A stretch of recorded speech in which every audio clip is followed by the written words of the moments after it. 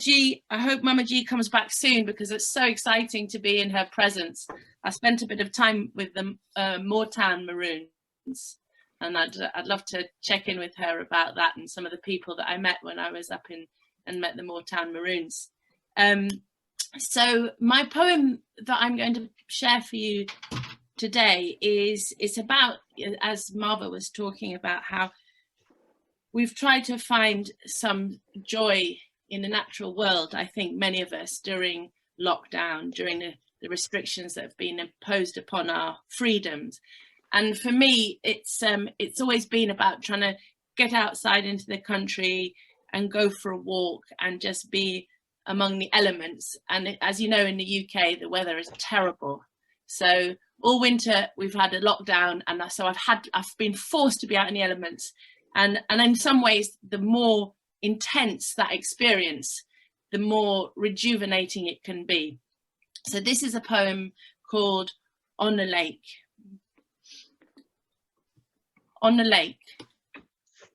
Out there on the lake, where the lapwings glide, wind slaps water into frenzied waves, while on the fell tops, ragged sheep turn bottoms to the sleet and wait for warmer days.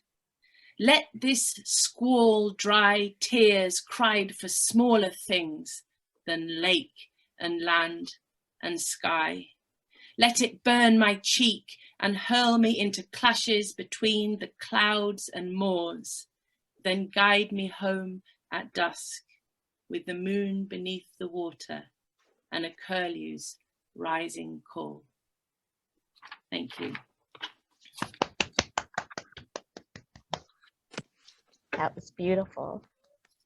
Thank you. Marva, do you want me to move on to another poem? Yes, please. Okay. Okay, well, the poem that I'll share with you now is a response to, it's a historical poem, if you like. So in the UK, we have lots of stately homes, and many of these stately homes, as you all know, are built on the backs of enslavement and money from the plantation Caribbean. There is one stately home in particular called Harewood House, which is quite near where I live. And it's only recently that they've actually started recognising the history of the house and writing it into their exhibitions. But it's a very slow process, and I'm sort of helping them with that process. And there's a lot of backlash as well. You know, a lot of people don't want that history acknowledged in the UK. You know, why are you still going on about that? Why are you still going on about slavery? Why should we, you know, why should we ruin, you know, the image of our great British nation, and so on.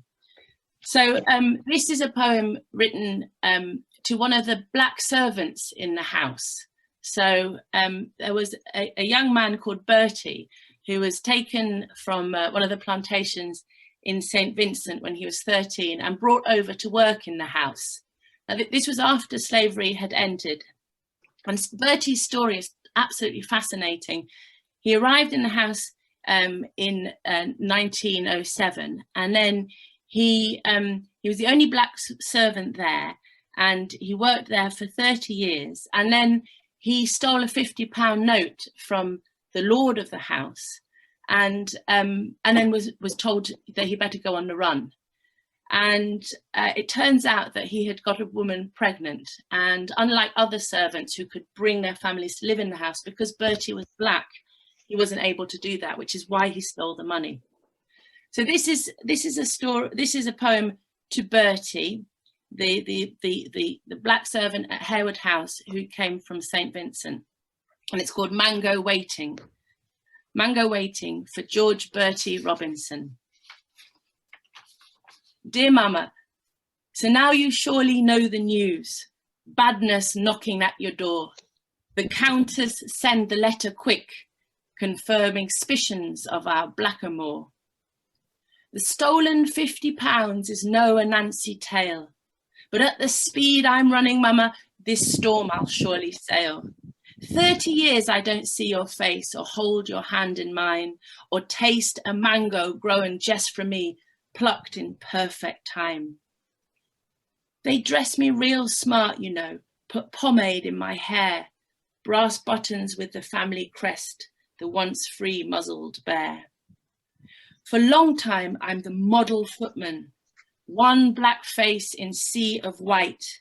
The little things they blame on me, I don't put up no fight. Only cook, smiled love. We hid away in attic rooms, until one day she whispered, your child lies in my womb. I saw her belly ripen, a waxing crescent moon. The Earl's 50 pounds, I took it from his room. The only path for me to tread, I hope you understand, I had no other recourse in this pallid land. He told me I must run, so choose a mango, mama, a plump and special one. Give it plenty time to ripen for your new grandson. Thank you. Wow.